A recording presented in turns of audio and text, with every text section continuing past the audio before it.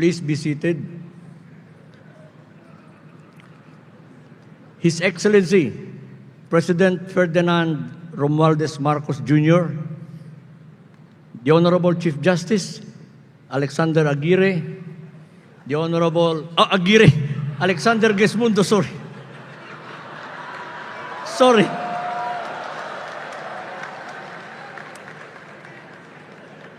Naging retro tuloy ang pangalan. The Honorable Governor of Cebu, Governor Gwen Garcia, the Honorable Secretary of Tourism, Cristina Garcia Frasco, to all the members of the Cabinet who are with the President, magandang umaga po sa inyong lahat. Our National Convention of Lawyers here today, with about 4,000 lawyers in attendance from all over the country, is indeed our convention is indeed fortunate and significant. Fortunate because we are honored with the presence of no less than His Excellency, the President of the Philippines, Ferdinand Romualdez Marcos Jr.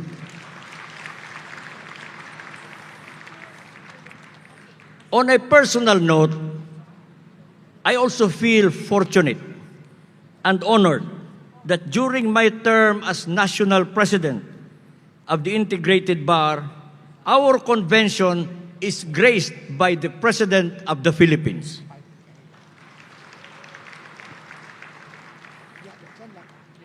His Excellency's presence here with us has given more significance to our gathering because through his message to be delivered before us, our organization will be given guidance in terms of direction, advocacies, and priorities.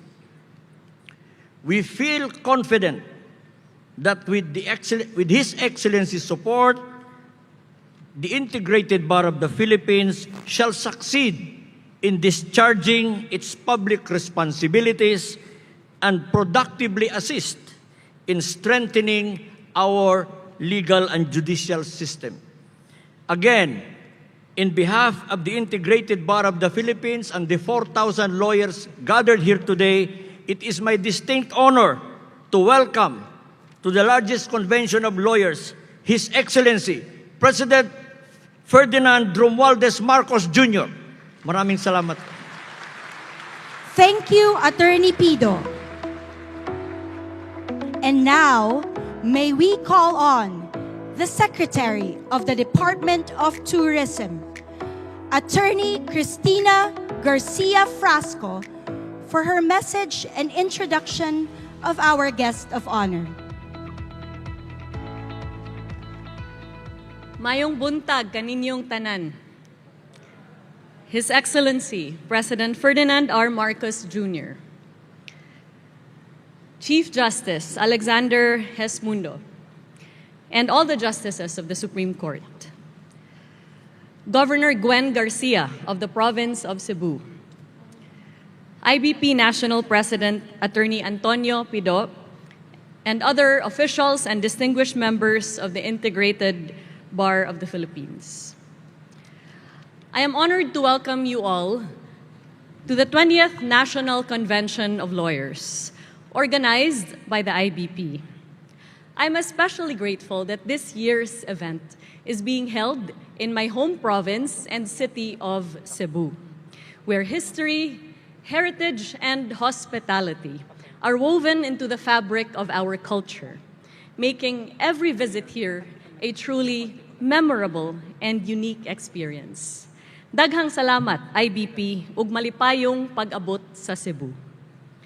The presence of our beloved President Ferdinand R. Marcos Jr. here today speaks volumes about the vital importance of the legal profession in the pursuit of peace and prosperity for our nation.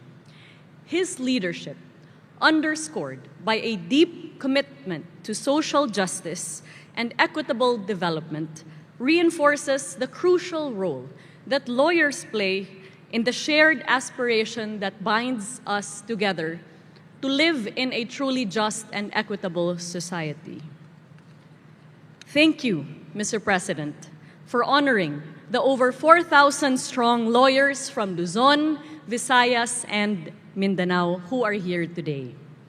Your presence, along with the distinguished justices of the Supreme Court, led by Chief Justice Alexander Gesmundo, our local government unit, led by Governor Gwen Garcia, fills us all with hope and assurance, knowing that you have placed the legal profession at the heart of your administration's efforts to build a stronger and more resilient Philippines.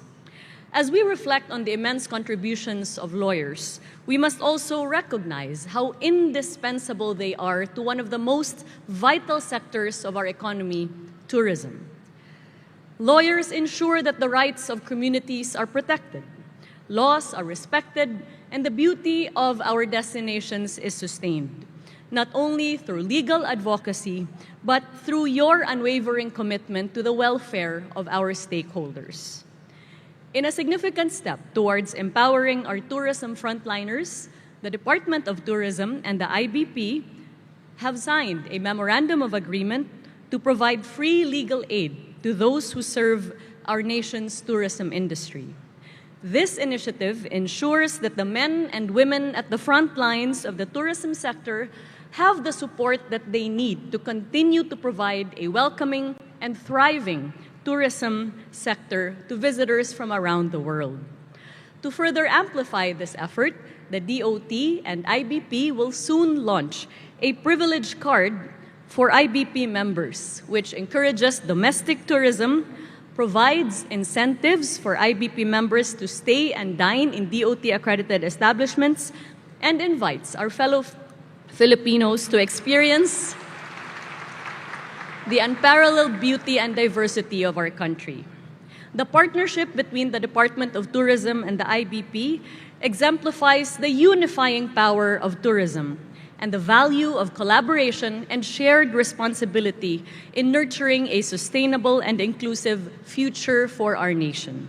Daghang salamat sa inyong pagtambayayong aron nga mas mulambo pa ang turismo sa Pilipinas. And now, it is my distinct honor to introduce the President of the Republic of the Philippines, His Excellency Ferdinand R. Marcos Jr.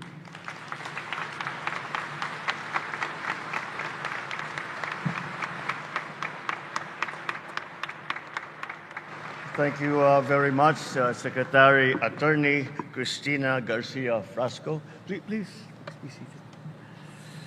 The Chief Justice Alex Gesmundo, and the Honorable Justices of the Supreme Court, Cebu Provincial Governor Gwen Garcia, officials and members of the Integrated Bar of the Philippines led by our National President, Attorney Antonio Pido, fellow workers in government, distinguished guests, ladies and gentlemen, good afternoon. It is an honor and a pleasure, and with a little trepidation, that I stand before you today, because you are our agents of justice, who, whether by choice and necessity, have dared to be able to go through voluminous tomes, read through 100-page contracts without falling asleep. And that alone deserves already applause. But let me tell you, as president, I am going to give you a run for your money. Just last month, I had to read 4,057 pages of the General Appropriations Act for 2025. Because I reviewed it, analyzed it, and, yes, in parts, vetoed it. And so for those of you, and up to now, I cannot find those damned blank items. We'll keep looking, but I really am convinced that they simply do not exist because it is not allowed to exist. So for those of you who think the presidency is just handshakes, photo ops, I assure you that fine print is alive in my office as well. Today, at the 20th National Convention of the Integrated Bar of the Philippines, or IBP, You convene to reflect on the critical role that you play in shaping the legal landscape of our nation. There is no better moment than this to reaffirm our shared commitment to the rule of law, a commitment to ensuring that justice remains the bedrock upon which our democracy stands strong and unshaken. This year's theme, From Milestones to Horizons, Strengthening the Future of the Legal Profession, is both a rallying call and a profound challenge. I have always held deep respect for your profession, not only because of its role in our society, but also because of the examples set by the lawyers that have surrounded me all my life. To begin with my father, all of those who assisted him during his time in government, and to the point that I married a lawyer, my wife, Lisa. I have seen through her how lawyers devote yourself to mentoring aspiring lawyers, also championing free legal clinics, providing assistance to the underserved. These actions remind us that beyond the intellect and skill required by law, it is compassion and service that truly defines the essence of this noble profession. I also learned a valuable lesson very early on, one that I carry with me to this day. Never argue with your wife, especially if she is a lawyer. It is not a debate you will ever win, because for a layman, we sit there and you begin to feel the application of trial technique, something which we are not too accustomed with. So what starts as a simple yes-no question eventually transforms into, it depends. And before you know it, you are knee-deep in case law, precedent, and a cross-examination that you did not sign up for. But on a more serious note, she has shown me the incredible depth and nuance of the law and the minds that practice it. In this era of technological advancement, economic transformation, and global interdependence, you stand at the forefront of an unprecedentedly dynamic and therefore challenging landscape. The emergence of issues such as cybercrime, data privacy, and the ethical use of artificial intelligence presents not only technical dilemmas, but moral ones as well. And therefore, they demand our continued commitment to protect human dignity in an increasingly digital world.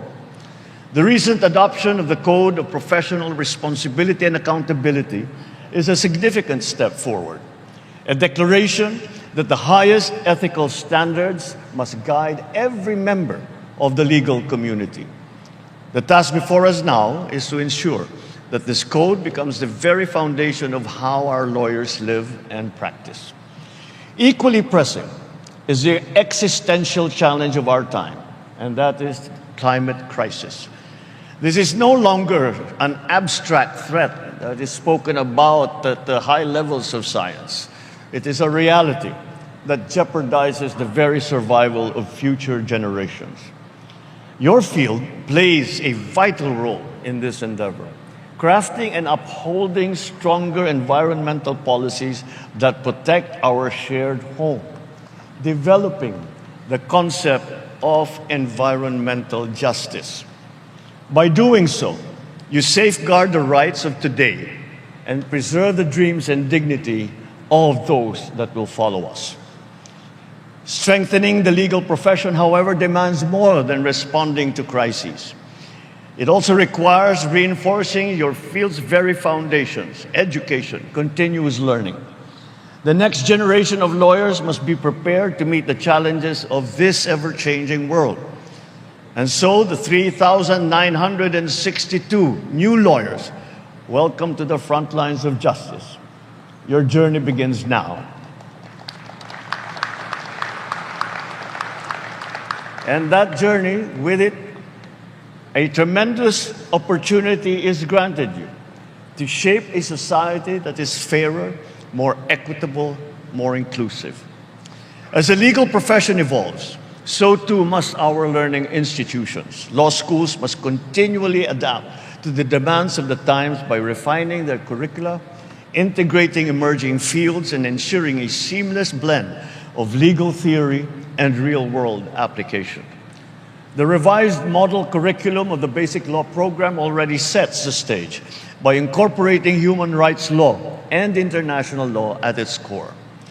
And yet our challenge is to ensure that these principles are not confined to the pages of textbooks or the halls of courtrooms, but are lived and breathed, always guided by the Constitution and the values that it upholds. As members of the legal community, you are in the most fitting position to safeguard that Constitution, that living document that embodies our collective aspiration and that binds us together as a people. A decade ago, the Philippine Constitution Association awarded me the title of the Great Protector of the Constitution. When I accepted the award, I could not help but marvel at the irony, a non-lawyer entrusted with such a lofty title. But that is the beauty of democracy and the enduring power of our Constitution. It allows even the most unexpected candidates, like a layman myself, to play a role in protecting its principles. And there lies the heart of the matter. Being a vanguard of the Constitution transcends political affiliation, family legacy, profession. At its core, it is about ensuring that justice is more than just an ideal written on paper. It is about ensuring that it exists in the real world, in the lives of every ordinary citizen. In this light, we must embrace a simple but profound truth. The law must serve all Filipinos, not just the privileged few.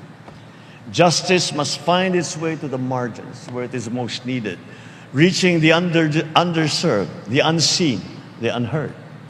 After all, the Constitution is meant to be wielded with purpose and compassion, especially for those who need it the most. Initiatives such as the Unified Legal Aid Service rules, which require lawyers to render at least 60 hours of pro bono legal aid every 3 years for indigent Filipinos, is very commendable. Equally notable are the IBP's tireless efforts to provide legal assistance. Legal assistance is provided both here and abroad, bringing us closer to a justice system that serves everyone. The launch of additional secure justice hubs in August 2022 and March of 2023 has also been pivotal in bridging the gap between marginalized communities and the justice that they deserve but seldom see. By embracing technology and championing alternative dispute resolution, the IBP has ensured that fairness and efficiency in legal remedies are accessible to all Filipinos. No less significant is the pro bono portal introduced by the same institution in April of last year. This digital platform has redefined the delivery of legal aid, offering free courtroom representation, legal counseling, document preparation, and developmental legal assistance to the disadvantaged. Along with these initiatives, the IBP conducts bench and bar dialogues which foster collaboration amongst judges, justices, prosecutors, practicing lawyers, and enhancing in the process the legal processes that we are using. This administration remains your partner in nurturing the environment where our lawyers excel, where justice is swift, where it is fair, where it is impartial, and where the rule of law remains the cornerstone of all progress.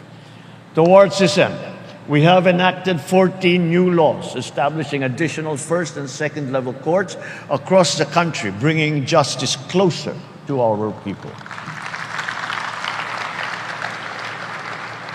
And as we move forward, I encourage everyone to enrich your commitment to truth and to fairness. Embrace the highest standards of professionalism and embody the ideals of integrity and of service. United by this shared vision of equity, let us build the bagong Pilipinas, where the rule of law reigns supreme, where peace and security shape every community, and where every Filipino enjoys the enduring gifts of liberty. Maraming salamat po. Mabuhay po kayong lahat. Mabuhay ang bagong Pilipinas. Thank you very much, Mr. President.